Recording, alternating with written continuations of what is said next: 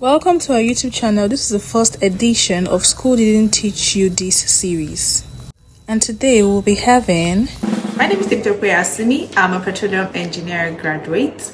Today I'm very excited to be invited here by the SP Warri Section 104 to talk about the School Did Not Teach You This series. And particularly, I got the topic turning knowledge into results.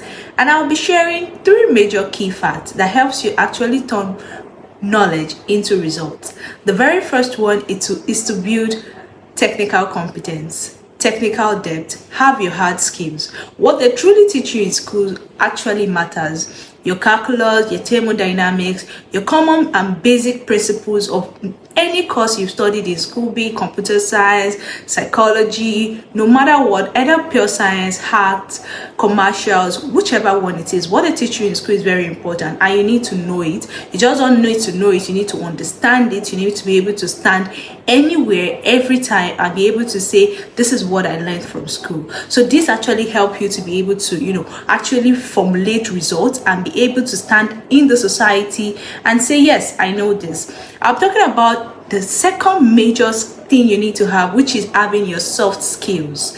Now, it is not enough to know what school has taught you. It is very important for you to have your soft skills, and I'm talking about 3 things. The very first one is to have confidence. The confidence to enter into any room, to be able to speak in any conversation, to challenge the status quo where people feel that this is the normality, but you change it and say, I don't think this is the only way we can go about it. There are other ways to actually carry out this task, and you don't just say it, you show competence. That is the second C I'll be mentioning in having soft skill. The first one is confidence.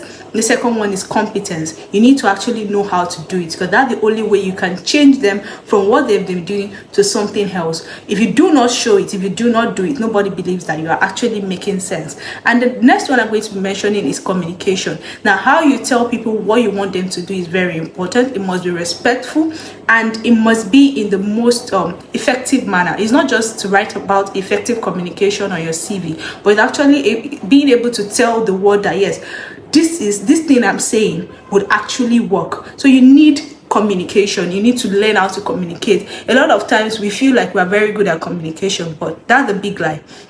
Because you communicate with your friends, that is not enough. You need to communicate when you get outside. Try to build yourself. I say in talking to people outside, it's not easy. That is when you realize that, oh, I'm very bad at this communication stuff, because the only thing you need to know how to say is hello, and after hello, nothing comes to your head. You need to build the right communication skills. Know what to say to the person. And when you're going to meet people, don't just meet them. Always know what you want to say, because the people that are really going to help you, they want to hear what you have to say, and what you have to say have to have a very big and deep meaning. So another C I'll be mentioning is I've mentioned confidence, competence, communication, and then consistency. You need to be consistent. It's only when you're consistent with what you are doing that is when people want to see. And it's not always easy. Consistency is not easy, because there are days in which you'll be doing whatever you're doing and it's going to look like it doesn't make sense. You're even going to lose courage.